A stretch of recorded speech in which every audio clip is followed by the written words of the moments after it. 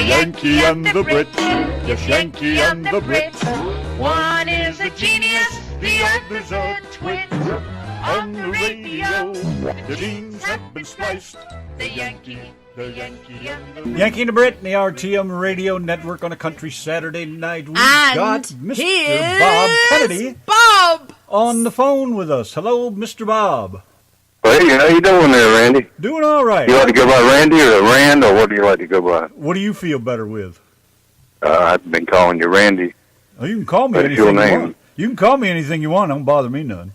Well, I better not do that. Call him arsehole. He likes that too. I better not do that. I'm a Southern gentleman. No, I like it. Well, when I first heard y'all's program, it was very refreshing to me. I bet it and was. I've enjoyed it ever since. Not just the Saturday country nights, but I like the other nights. I listen whenever I can. Don't you fret none about that country gentleman thing. I'm a damn Yankee, and I've just got a big old loud mouth that just flaps in the breeze. Well, I can get along with that, too. It takes us all to make things moving. Boy, I'd like to think so, man. So how are you? Appreciate y'all having me on. How's the weather down here? It's hot. It's humid and hot. We'll get a little bit of a break and get down to the lower 80s. But it's been heat index 104, 102. No, we have a high humidity in North Carolina, kind of a semi-tropic type. I guess. There ain't no forest fires going on over there, right? I haven't heard, but there's usually something going on like that. Because we have the mountains on one end of the state and the coast on the other end. That's why movies at one time were real popular. Maybe here in North Carolina, we had such a versatile landscape, between the coast and the mountains. Well, it's not like you ain't got plenty of water to put out a big fire if you get one. Oh, yeah, we can handle it. And a lot of volunteer firemen. Every little county has volunteer firemen. Oh, I grew up with it's a volunteer state. Yeah, that's right. That's exactly right. But I do appreciate y'all, and I want to make sure I mention that right up front in case I forgot it. I really enjoyed your program, and you do a good service to folks, that don't get heard. And hey, we're more than glad to do it, man. Folks like you and everybody else, man, bring on that music, because we just love to hear new music, especially the independent stuff, the new stuff. There's so much garbage out there. Hard to find any good country music anymore. Yeah, I'd like to see them blend in, like rock and roll does, blend in the new and the old. I like some of the new stuff. I wrote a song. Of course, it's not on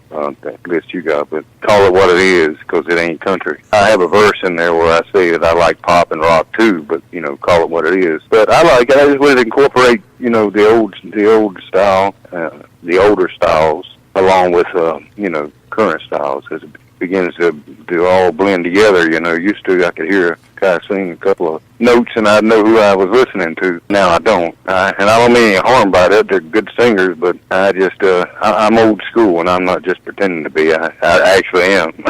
So my life course is going to lean that way. That's right. So, each his own. I wish them all the best. How long you been in music? When did you start? Well, I was a kid. I loved music of all types. At church, as a little kid, I sang a couple of times, several times. My father was a layman minister later in my teenage years, and I'd sing with him. I was first into rock and roll, mainly Southern rock and roll. People like Charlie Daniels, who was from North Carolina, Marshall Tucker, Leonard Skinner, people like that first attracted me. But all my childhood, I heard the old standard stuff, and Merle Haggard and all the old guys. And I really liked it. A little ashamed to admit it in high school, but I still sang it by myself. Do you like some of those other Southern rock groups like Little Feat? Like who? Little Feat? Oh, some of it. Yeah, I like some material, but I like it, but I'm...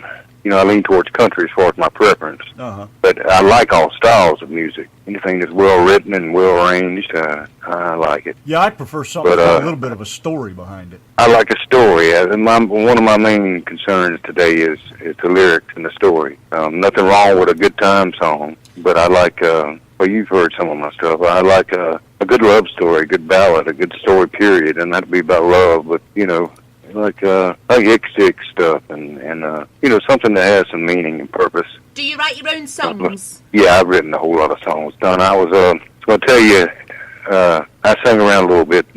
In high school, I was in a band and the chorus, both in the marching band, played snare drum. After high school, I went right into the prison system, and after a short time. I was in a band or two or three, and I did my own thing after that. I'd use partial tracks that was helped made by a friend of mine that's a great musician, plays everything. And I'd play over it. And I actually started just to write songs. I just liked writing songs, and they all come out sounded country. I wasn't intentionally trying, but they did. And some could be made into southern rock or rock. You can make something, anything you want to out of it. Some lyrics probably, but came out country, and I began to write quite a few songs. And others would hear me. I'd let them hear. Friends of mine to run music stores and musician friends, and they talked about my singing. So they kept talking about my singing. I wanted them to concentrate on my songs. So it progressed from there, and I did take a singing gig or two, and then I'd always get asked for another one, and it just went on from there. So I sang continually till about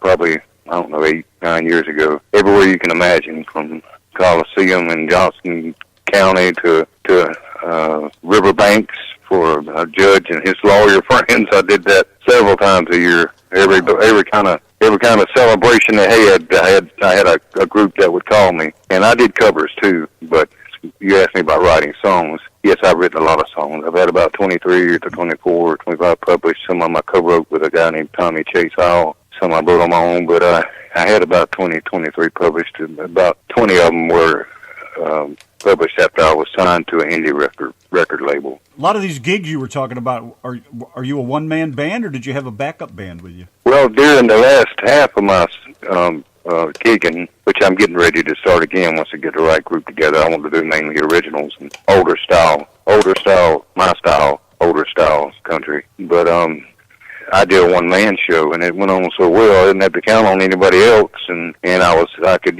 say play on the riverbank or play anywhere, and as long as they liked it, I didn't have an issue with it. I preferred, a band. I still play with bands. I played with a bluegrass band. When they'd asked me, I played with several now and then when they need somebody to fill in or something. I did quite a bit of it even after that, but played with Tommy some when he'd open up for somebody, was a bigger name. And but he got on the independent record label, and the guy I wanted to name was Tommy D. Donaldson. He's the one that wrote that song 3 Stars when Buddy Holly died in that plane crash. He was a DJ in L.A., and he got famous behind that. And he moved to Nashville and became a producer, and he wanted to meet the guy who wrote, a lot of these songs and co-wrote these songs. So I told Tommy, I said, I'll come with you, partner. I said, but my money has to come to my family. I have 2 old children, and working with the prison system, he's getting rich. And so I went with him, and anyway, to make a long story short, I told him up front, when he showed interest, I said, Mr. Donaldson, I highly respect you and what you've accomplished, but I have no money to pay anybody anything.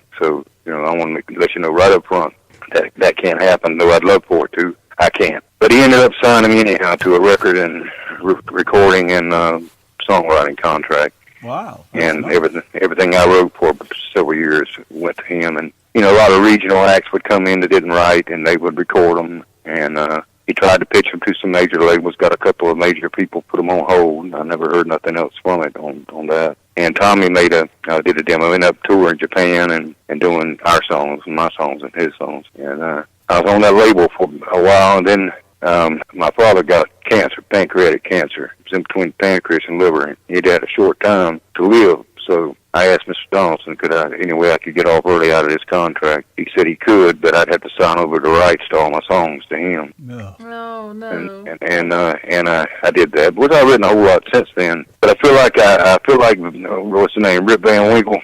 I fell asleep back in 2003 and woke up today, and all the digital stuff and how things work, I'm just lost. But I've been writing all along. But I spent a whole career in the prison system, and did you ever use your music to make life better in prison for the? I performed for the guys several times. Oh wow! And I performed several times. It was very touching to me. I'd have several just break down and crying. I'm a compassionate person. At first, when I first started, it was it felt like kind of awkward me singing for them. But after that, they loved it and wanted me to every time I could. Which I couldn't. They wouldn't allow it so often. And but yes, I did. I played the prison system many times. I've encouraged you guys that had talent that had given up on their talent.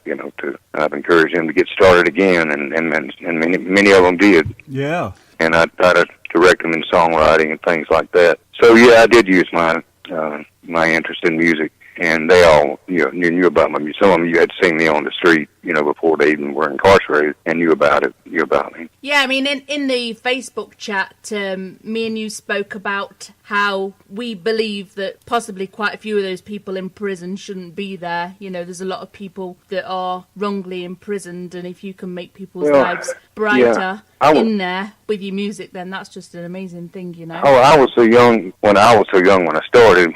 After my interview, when I met with the warden, he asked me a series of questions, and one of them I recall now. He said, "How can you tell when a GD convict is lying?" I said, "Sir, maybe you're looking. I don't know. How can you judge that?" He said, "Every GD time he opens his GD mouth." He said, "Every one of them are not guilty," and I just went on by what he said. And then when I got in that world, I started at Central Prison. It was our own, it's the biggest prison in the state. It looked like Shawshank Redemption, if you ever seen that movie. Oh yeah.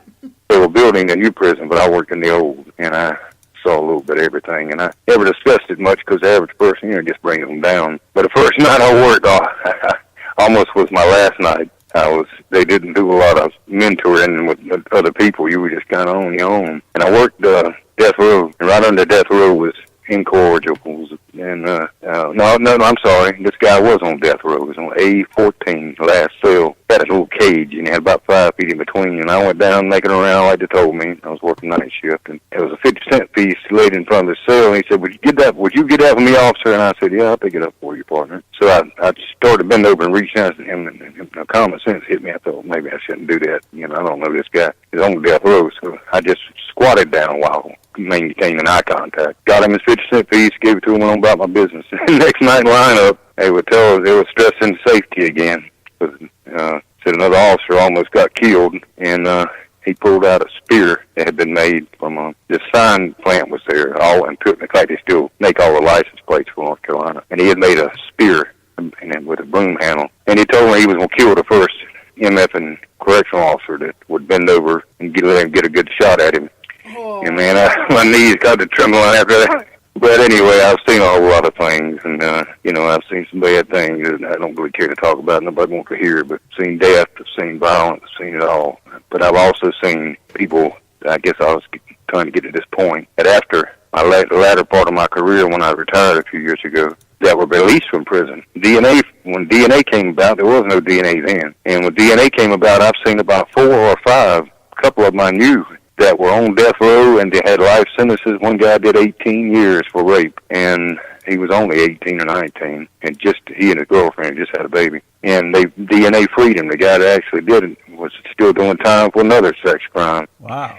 And I've seen others that were completely innocent, and they DNA freed them. So I thought back, I said, that warden lied to me. But I always tried my best. I was never weak, and I was firm and fair, but I always tried to treat others like I'd like to be treated, because I know, in all honesty, if I'd been caught for everything I'd done up to 17, 18, I could probably have done time to myself. Well, keeping the conversation on the prison for a moment, this is something that's always I've always wondered about. Do you, in your opinion, because if you've seen people come in as the baddie and you may have seen people released, do you think that people actually change? Do you think they actually go in there, take their punishment and change? It depends. It depends on the prison and what kind of programs are offered. Some do, some don't. You got a percentage that's going to be criminals the rest of their life. They got a sociopathic kind of mind, and without a conscience to guide you, and no remorse to limit you, you're going to be a criminal the rest of your life. But I've seen quite a few that never came back, and within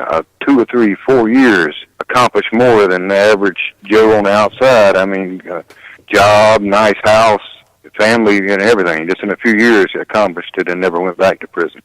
We had a program for drug and alcohol treatment, and the staff didn't run it. Inmates ran it, and they were supervised by staff who were recovering addicts and alcoholics and stuff. But they actually did the work. They were called peer counselors, and most of them had life sentences. And in fact, one of the more successful ones that brought about a lot of change in inmates' lives murdered 2 to come to prison and murdered 2 while he was in prison. And when he got into the program, his life changed so much in the AA program and the other things they offered that he became the head counselor. Wow. We had one that was a counselor like that, an inmate, got out, and 2 years later was hired by our same prison as a staff member. Wow, and he was fantastic. probably the best he was probably the best counselor we ever had, and he had done time at the same prison. So to answer your question, some do, some don't, but a lot change. A lot didn't realize, what was happening in their life. The average man, Joe, is walking up and down the road, a woman too, people in general, never really take an inventory of their life. And until they get in trouble, people don't really think about their life, what they've done, what they could do differently, what led to where they're at. Whereas a lot of guys in prison do. That's all they think about. So that's one up on the average person. They think about what they've done and how can it change, do different. Merle Haggard did time. Yes. And I saw an interview on him. He said, one thing I learned him to be more honest was prison. Because if you borrowed a pack of cigarettes from a man on Monday, and you promised him you'd meet him by the basketball goal on Friday, and you didn't have that money or another three packs of cigarettes, everything has interest in prison. Then you're going to have some serious consequences. So he developed those habits, and he said, I helped him to be a man of his word. And that had nothing to do with us. That was just prison life itself. That and seeing the violence, that and seeing the dog eat dog. Yeah, there's a lot of men that come out better men and stay better men. And so, yes, they do change. Did you write a lot? Anyone can change. Have you written a lot of songs about that life? I've written quite a few songs, and I've not recorded them on YouTube or anything like that. But yes, I've written some songs, and I'm working on one right now. What's your earliest music memory? I needed a break from it at first when I retired. I'm sorry, Tom, what were you asking me? My earliest music memory? Yes. What was my earliest music memory? Probably church and live performance with instruments, and how it made me feel. It just thrilled me, and I wanted to do that myself. And do you play more church? Do you play more than the guitar too? Do you play any other instruments? Yeah, I just finished a course at Wayne Community College and graduated with honors on the kazoo. I play the kazoo quite proficiently.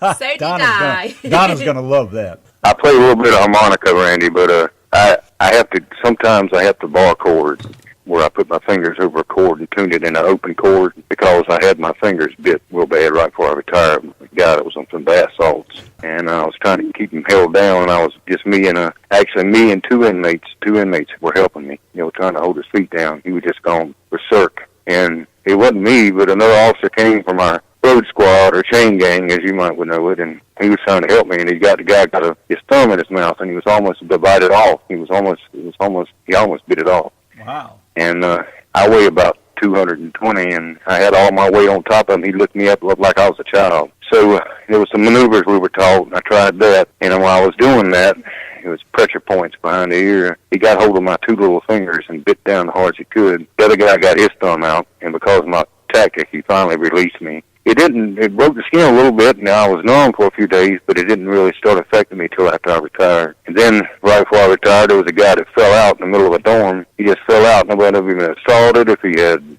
some kind of diabetes, coma, or whatever. But everybody was reluctant to get him up and get him over to sick bay. And picked him up, my hand slipped because I didn't have enough help, and caught those two little fingers. And I was holding him by those two little fingers, but I couldn't drop him, so I had to maintain. Oh. Those two little fingers have called hell. I bet. My daughter had a flat tire just about a year ago, and I was changing on the side of the road, and it was at an angle, and you know how those cheap jacks are. And I got the tire on, and the car, and it slipped and fell. And the weight of that car hit those same two fingers, and it was caught in between the tire and the car. And the rescue squad had to come, and firemen got it off of me. So sometimes I can't feel those fingers real well, and I have to play kind of like a Dolly Parton style, because she does that because we're long fingernails. But anyway. That ain't all she's got. No, it sure ain't. Well, you probably can't possibly play the harmonica as well as I do. I mean, check this out. Here we go. Well, I've done, probably not. I've done.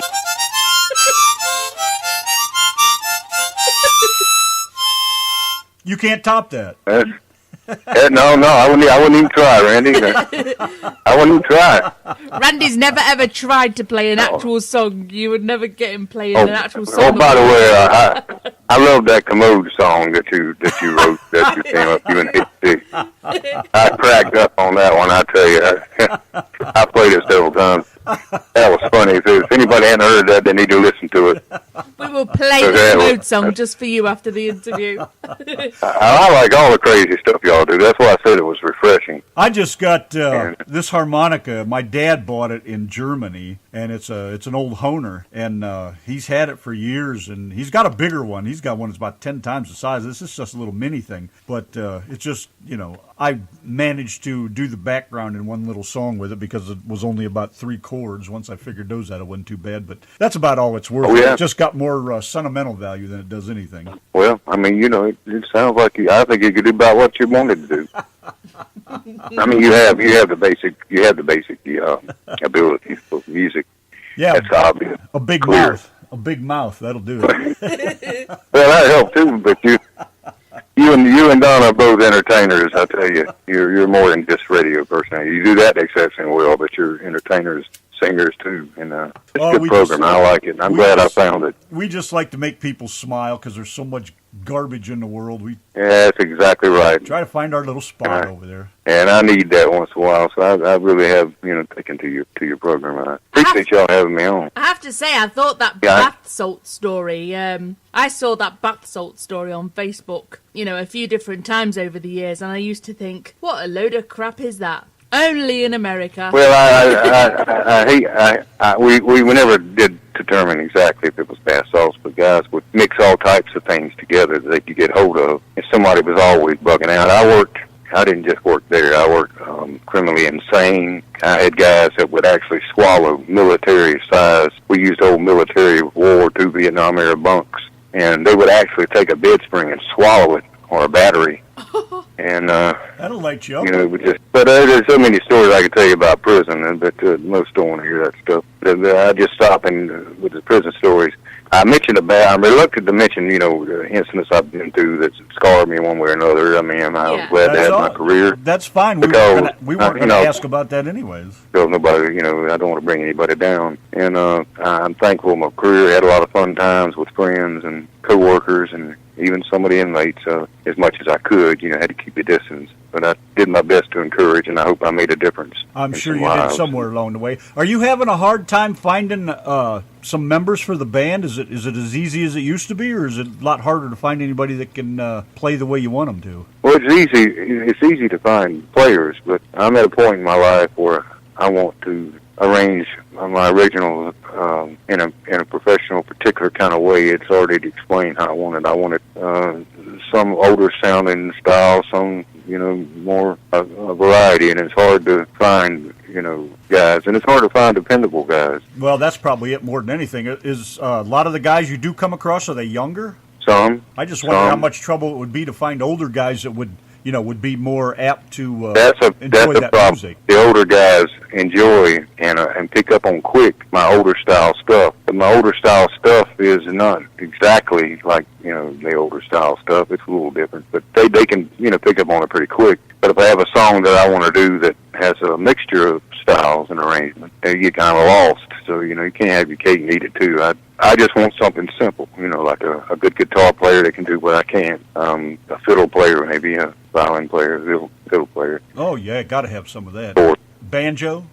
Banjo, I'd love to have a banjo. Steel, I love steel, and steel brings a different feel. Everybody loves a steel guitar. Do you like Junior Brown? Yeah, I love Junior Brown. Oh, he's awesome, man. He just tears the hell out of those guitars. Unbelievable. Well, he's got his two guitars like that. He's just such a unique person and a musician and has such talent. And there's number one Junior Brown. There's nobody that I know of that can do what he does or tries to do what he does.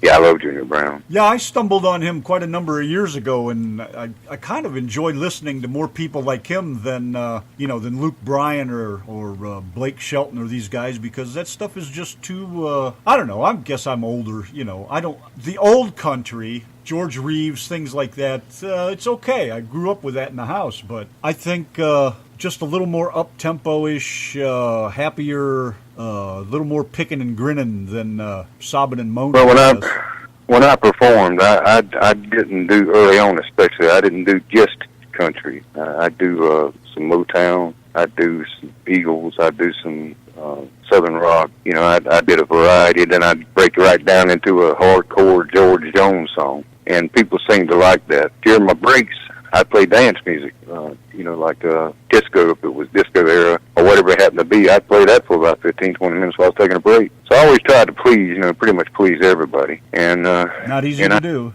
And a good response. But I guess, one of the main compliments I've received for me, that is a compliment for me, is not that you sound great, but is that you can feel your emotion in the song, and that's very true. That's very hard that's where the real music comes from. Jerry wants to sing with you. You've already got somebody who wants to do a duet? I don't know which Jerry. You can't see the chat. Jerry Ray Fitzpatrick. Oh, yeah, Jerry.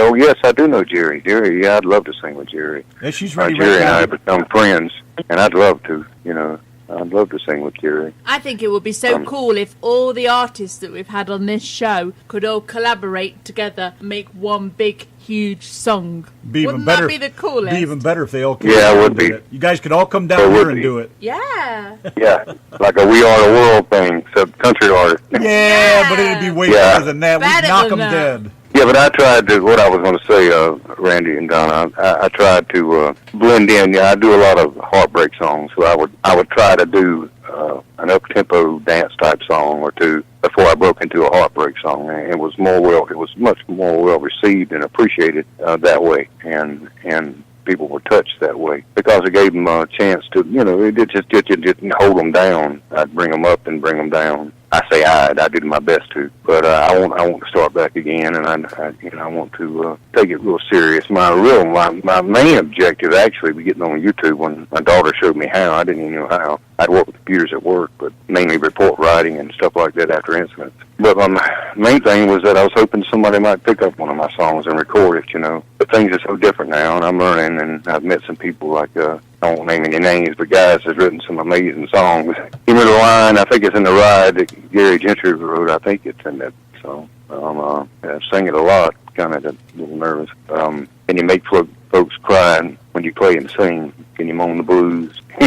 And you bend your guitar string. Yes, sir. That's where I got that line from. I say that to a lot of guys. I believe that. I tell them, bend those strings, boys. But I tell you, I've met quite a few, that's been successful songwriters. When I was in Nashville on that indie label, I met and partied with a lot of songwriters and artists. I won't call names, but I bandaged fist. Was bloodied up and, from skills at work and stuff from a major artist in Printer's Alley and places like that.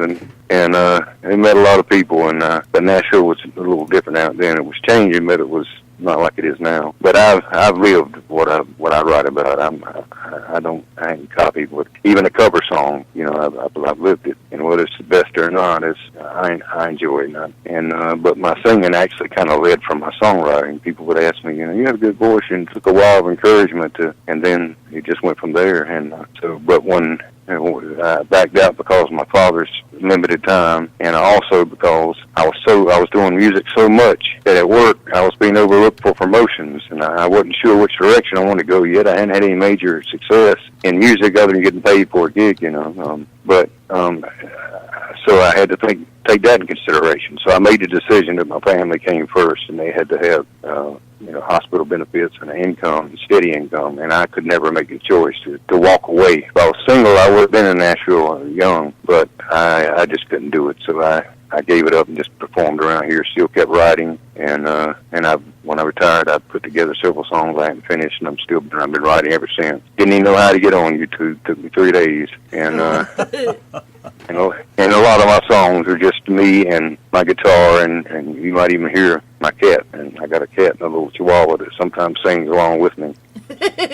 Sometimes I'll be sitting on the porch and you'll hear crickets. I know people I've indicated, if you hear crickets, it's not in your house. It sounds just like it's in your house when you listen. Because I'm sitting on the deck, and but I've gigged about everywhere there is to gig. I guess the most amusing place I do. I was booked for a outlet mall that they had opened in Smithfield, North Carolina, and I came there and I said, "Where do I set up at?" And I was early, so I had time. I always try to be early and dependable. And they said, right over there. So they had a little stage, and I got there, and I realized I was right in the smack dab middle of the women's lingerie at the race section. You can't beat that. Well, I got a kind of a dry sense of humor, so I kicked it off with trashy women. Attaboy, that's I what don't think the I management liked it. I don't think management liked it too much, but the ladies seem to get a kick out of it. And Meet Me With Your Black Drawers On. That's an old kind of a. It's not country. It's more of a Jerry Lewis style song. But so I tried my best to do what would fit whatever I was doing. Well, you sent some the songs over to us to play tonight, and the one you sent was "Talking to the Wall" that you wrote. Yeah. Did you? Well, I was looking at your picture, the picture on YouTube, Yes. and has anybody ever told you how much you looked like Burt Reynolds back then? I used to hear that a lot, Randy. I'm just looking at that right now, and I see Burt Reynolds standing there. I used to hear that a lot, especially right then. I was a little heavier, but especially when I was a little slimmer, yeah, I'd hear that quite often. Stop me in a club or. I was hoping to see Sally Fields in the video, but I guess I missed that part. Yeah, I've been told that. I never saw it, but I've been told that. Oh yeah, Dead as Day right there, boy. You can't miss that one. But I had a lot of opportunities, and people that made offers that were, just in the first couple of trips, we were tied up already with the independent label, and there was nothing I could do, And I appreciate what he did. Taught me, how to record and how that process works and all. But if I'd have waited a little bit, I had the opportunity to come my way that was just by fluke. And even signed some autographs, Tommy and I thinking we were Brooks and Dunn. And but I met a lot, did a lot, and they didn't harp on that fast. But I'm serious about my music and always have been. But I had to concentrate on my career, and there was no YouTube or anything like that then, so it was an outlet for me to share, some of my songs, if they were just a phone and guitar. So I had such a difficult time, Donna, trying to figure out what to sing, Yeah, I know. Have you done any Facebook Lives at all? No, I've thought about it because I've just the last few months, a lot of my friends are doing that, and I've thought about that seriously, doing some Facebook Lives, but I haven't done it yet. But I've thought about it. I know, kind of doing it out, checking other people out, like Steve and a couple of friends of mine. I know you answered this. You answered this a little earlier, but Garrett Walker, did you have to sign all your rights over to the singers that sang your songs? No, I never did. I guess the publisher did that, but he was the publisher and the producer and the record owner, and he was everything. But he did bring in some really great musicians and on the sessions. But I didn't just do my songs, see, so I didn't get a chance to recorded versions of a lot of my songs. I have a lot of songs.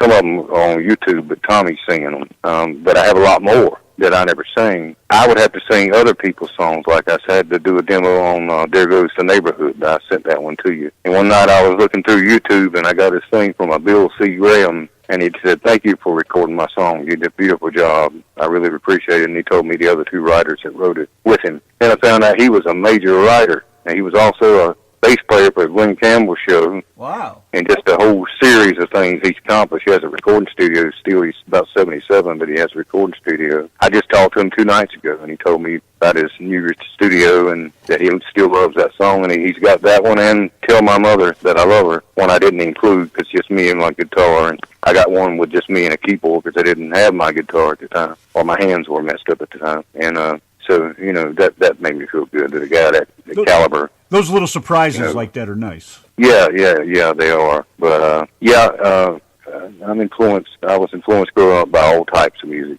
but most of what comes out from my writing and of course, I'm obviously Southern, from my vocals and writing comes out. So plus that's been my lifestyle. I grew up working in the back of the field, picking up corn when I was 9 years old and working with all races and just typical Southern life and things that these kids singing today have no clue about. No air conditioning, and living okay, but not at all wealthy. And so, I've lived a lifestyle and done a lot of the things that I actually do write about. What did you get paid for working in the cornfield? I'm just thinking, what would have been a wage for a child? I guess it wasn't a wage, but what would be? If there was a law, they didn't enforce it here. Working the back is hard too. It's big leaves and you get stuck down in the rows. It was a harvester. You're sitting down between 2 rows of large tobacco leaves. And then pesticides made me sick every day because they didn't have any regulation. And I got paid when I first started 75 cents an hour, then I got $1.25. But they would take out every week when we'd have a break. The farmer's wife would bring us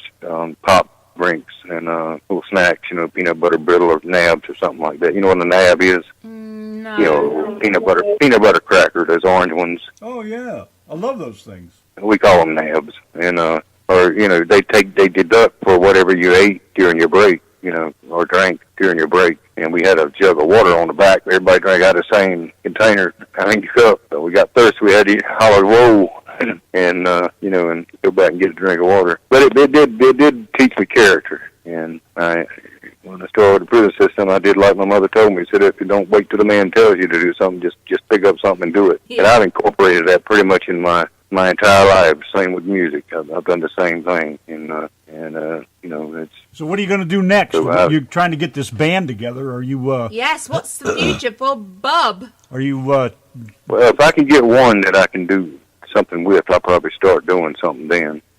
Because I need help. My fingers like they are. It's not enough. I can't do enough with my rhythm. I can write a song and strum it out, but I can't do enough to give it a little bit more interest. Because a lot of people, unless they're songwriters, they can't envision the whole arrangement of what a song could have. They only envision what you sound like. So if someone could play just a good lead guitar player, and usually that leads you to somebody else. If you find a good one, they'll lead to somebody else. I have a couple of friends that I work with that one is training. He's in training now, basic training for Brit. They've been asking me to play with them, so I'm going to play with them some. So once you get the ball rolling, it gets a little easier. Yeah, plus when you start out, you got nothing to pay, And when I performed, I performed for pay, and I did perform for tips. I performed for free if it was something that I felt was a worthy cause. But, those guys, unless they're just doing it for the love of music, they want to get paid. And it's, when it's kind of like trying to get credit when you have no credit, Oh, boy, do I know about that kind of thing. But I'm not giving up. I'm not giving up. I feel like I have some good songs, and I feel like with a good arrangement. I think you got some great songs. Like them. And I, like I say, those are sort of heartbreak songs, but I incorporate my own original up-tempo, more positive songs, too. I just have so many, I can't sing them all. But I wasn't trying, Donna, to overwhelm you. I just didn't know what to sing. Oh, no. We have just been so crazy busy. Me and Randy have always said from the start, we would like to have the time to put in to make the show a better show. And that's by listening to all the music that we get thoroughly, But a lot of the time it's background music and we don't really get to hear it properly because we're so busy. The machines are going on in the background. And that makes it spontaneous, so Donna. Yeah, it makes it more interesting. I think it's good that way. It does. It makes it more spontaneous. And if there is something messes up, it's just something you can play on. So I like it spontaneous. But I understand what you're talking about. You got to put your real money first. Yes. But you're doing a real service to a lot of people, even those that might not comment on the chat line or listening. We're always looking for somebody new and exciting. Oh yeah, and it's just a real blessing that that you all would help people that wouldn't be heard otherwise. Well, I've been in radio for a long time off and on, so this is kind of a passion for me. It's just I wish I had more. I wish it paid. If I could get paid to do this instead of paying to do it, I would do even more. But we pay to do the show and stuff. But I mean, it's not much. But we do it basically because we enjoy it. We we love having you on the show and all the others and the music we get, the new music we get to listen to, and we've made so many good friends with it. I mean, you can't go wrong. No, you really can't. You do meet a lot of good friends. I've met friends off of your show too. Yeah, and, I mean, there's just been on the chat line, Yeah, there's been people that we've had on the show and we've never heard from them again. And then there's people like Keith Sampson in the chat room. Yeah, now he's a little shady. You got to watch that that guy. He's a bit shady, but we know that Keith Sampson, he's going to be in our lives for as long as we're around because, he's made a good stamp in our lives, Well, Keith Sampson has a new RV now, see, so I want to get to know him even better. Yeah, because we can go on cool trips. Yeah. You got to choose them wisely. Now you see where you're going. Yeah, I hear you. That's Steve Hickman. He's another one that kind of scares me with the way he is, Oh, he comes over. He wants to come over and sleep with us. That's a little scary. It's you. Yeah, Steve and I, we we've got pretty close, just to be YouTube buddies. He's written me some comments that I won't mention, but things that touched him and said that helped him in various ways. With your two voices like they are, you guys would sound totally awesome together. It'd be fantastic. Well, I sure love to do it. He mentioned the other day he'd love to. If we were closer, we could get together and write and perform together. Oh, he's and like I sure would love to do it. He's like that Keith Sampson guy. They feed everybody so much crap all the time. You can't trust what they say.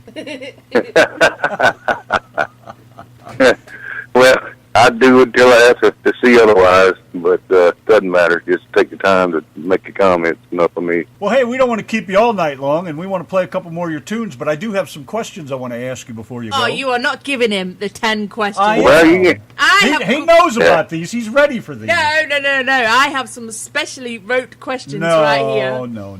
Oh, Bob, are you ready? Oh, y'all both have questions? You're not. I have the real ones. I don't know what the hell's going on. Bombard me, huh? We're going to put you to the test. Okay. Why don't you both ask them? Why don't you both ask me questions if you got time? Go on then, ahead. husband. Ask him the first question. All right, here we go. Question number 1. Was that you? Yeah, you bore me with that. Did you snort? Yeah, you bore me with those 10 questions. Well, then go on, do yours. Tell me something about someone you envy. That David Allan Coe released, I envy him. I envy a lot of artists with, their vocal styles, and it's just so many to come down to just one that I envy. It'd be more of admiration and respect than envy. I admire Steve Hickman and his writing skill and his attitude, and so many others. I admire Jerry Kilpatrick, you mentioned. She's a very kind person, but I'm leaving people out, and I have so many that I do admire. So it'd be hard for me to say that I really envy anyone. Do you like rainy days or snowy days or summer days? I like them all. Actually, Donna, it's raining right now, pouring down cats and dogs, as we say here. I love sunny days, summer days. I guess I prefer summer in some ways, but I love crisp winter days too, and I love snow. We don't get much here. When we get it, it's a big day. It's an unwritten law around here that if it mentions 2 snowflakes, everybody has to buy bread and milk. We don't know why, but it's just something that my whole life. That's very everybody true. Has to buy bread and milk. That's very true. I lived in Tennessee, and it was the same thing. Same thing, yeah. So I enjoy the snowy days. And what was the other one? What did you have for your dinner? For my dinner? Yeah, that's question Actually, tonight I eat hot dogs. My wife's not here, so I went down to the store and got some hot dogs. We have hot dogs are a big deal around here, and we have a weenie called Bright Leaf that's red. Everybody thinks you have to have. Those are good. I like those. Yeah, and we have chili on all our dogs. When you say hot dog here, it means chili. Chili, onions, and mustard. Yes, sir. Like ketchup. Oh, now I'm hungry. So I had a couple of hot dogs. That's good not stuff. Not long before. Normally, I eat a lot of country food, southern food. North Carolina's a little different. Some of the other southern states on some things. So that'd be too long a program to cover all that. What do you do when you're bored? Can you stand being bored? Oh, well, I don't like being bored. No, I don't like being bored. But mainly I listen to music, or play music, or write, and that pretty much keeps from being bored. I don't allow myself to be too bored, but sometimes I like time by myself, just reflect and watch the birds sing and drink a cup of coffee and just reflect on life. Sometimes it's nice to just have a little peace and quiet. Yeah, I don't look at that as boredom. I just like the peace and tranquility and reflection. And so I don't really, I don't like being bored. We're all bored sometimes. I guess the worst that I dislike, and I guess that go under the boredom deal, is I hate waiting in long lines, like at Walmart or anywhere really. I just always have hated waiting in long lines. That bores me to no end. Mm-hmm. Because it's unproductive, unless I can strike up a conversation with somebody or something. That would get me more than anything else, I suppose. Let me try a couple of these on you, and then we'll call it a night. All right. I think these are a little simpler. What profession other than yours would you like to attempt? Well, I'm physically able, but I'm not at the age where I can. Military, probably. When I graduated from high school, I had all the branches come. I scored pretty high, obviously, on my test, and I had every branch come to my mother and daddy's house to try to sign me up. I almost went, but my girlfriend at the time, well, I say that because I married her, just was so adamant against it, I decided to go into law enforcement. Same day that I was accepted with the prison system, I was accepted with the Goldsboro Police Department, but the prison system paid more at the time. There you go. So to answer your question, probably military. I think I'd probably enjoyed that and try for some type of special forces or something along that line. All right. What profession would you not like to do? I'd like to do probably mortician. Oh. They gotta want to be a mortician. Not because, don't get me wrong, they provide a necessary service. Right. So sometimes the coffins are a little too high, and those types that try to lead to grieving to a coffin they can't afford, I don't care much for. But most are honest, and but it's mainly the sorrow that I'd have to deal with every day. And I've seen enough of that in my life, and I just wouldn't do well with the sorrow. I'd be hugging the kids and the wives and the husbands and old people, and I'd end up getting fired in about 2 days. You'd be as much of a mess as they are. Yeah, I'd be a bigger mess as they are. All right, number 10, and then we'll let you go here. If heaven exists, what would you like to hear God say when you get to the pearly gates? If heaven exists. Well, I can't expect him to say a job well done, but I guess I'd just be happy to hear that he paid the price on the cross for me, and I believed and was forgiven. Welcome home. You might just be surprised what he says. I know I will be. Yeah, I do believe, and but like everybody else, I struggle and make mistakes and do things, but I ask for forgiveness. Was that a horn? What was that noise? Did you hear that? I don't know if somebody's calling or texting or something. I didn't know y'all heard that. That's been going on the whole time. Sounded like a little Volkswagen horn out there in the parking lot or something. Yeah, it sounded like a little beeping outside or something, yeah. And it looks like the show, we must have lost signal somewhere, Randy, and the show has booted us off and booted us back in again because Bob is hearing our 2 shows, look. I accept all responsibility. This is my Moto X phone. Yes, I didn't know anybody could hear it but me. Yeah, it's your fault, Bob. Yeah. It's all my fault. I've ruined the darn show. One of my favorite shows here, and I ruined it with the beeps. Don't you worry, Donna will have it all patched up and put back together here in a couple of days, and it'll be out there for everybody to listen to. No, but I enjoy what y'all do too, and all those little get-ups, and when you make yourself up and do those. I like that a lot. I think my favorite is what's that song y'all sing? I've drawn a blank. It's depends on which one. Anything you can do, I can do better. No, the more up-tempo one. The Love Shack? Love Shack. I know it well, but I couldn't think of the name to save my life. Love Shack. I enjoy that a lot. Y'all really do have some talent in singing. Good thing you didn't hear the X-rated version today during the test show. Oh, Lord. I can only imagine. No, I don't think you can. I can, Randy. I've heard every kind of word you can imagine in the prison system. Oh, yeah. Well, there you go. You probably could. Things I've never heard before. Nothing shocks me. Well, Mr. Kennedy, thank you very much for taking a little time and hanging out with us. It's nice to hear you. It's nice to get to know you. And thank you for all the nice compliments. And thank you for taking the time to let us just dig inside your head a little bit. And some interesting stories. Yes, very interesting. Well, I appreciate you taking the time to have me on and give me an opportunity. Well, we got 2 more to do here. There goes the neighborhood and Wonder If You've Ever Wondered. We're going to get those on here. And again, thank you very much. And Donna will have your interview out there in a couple days, and you'll be able to spread that around the countryside, too. Well, that There Goes the Neighborhood, like I say, was written by Bill C. Graham and 2 other people. Should have wrote their names down. Bill C. Graham, Alan Laney, and Tommy Dobson, I believe it is. I bet you wrote it for the Yankee and the Brit. There goes the neighborhood, the Yankee and the Brit alive again. Well, Joe Diffie recorded it. Shania Twain, before she was Shania, is what Bill told me, had recorded, and a guy named Kelly Spinks. But it did real well and charted. But anyway, I just wanted to say that so people realize I didn't write it. But that was a demo I had to do when they were pitching the song as part of my responsibility on the indie label. So well, it came out all right. the demo. All right, then I do appreciate everything, y'all, and it's really nice to talk to you. Yeah. Well, it's not face to face, but on the phone, actually talk to you. You never know, that day may come. That'll be a good time for all of us. We ought to get, like Donna and I both said, we ought to get all y'all down here and get after one big jam session. Boy, all them guitars playing, boy, wouldn't that be awesome? And you can all use my Yeah, it would. I can play right in with that. That's right. Well, thank you kindly, sir. We're going to get your tunes on here and get after it. All right, y'all. God bless you. God bless you. Thank you very much. Bye. Good night. Bye. The couple down the block splitting up by here. They're the third one on our street.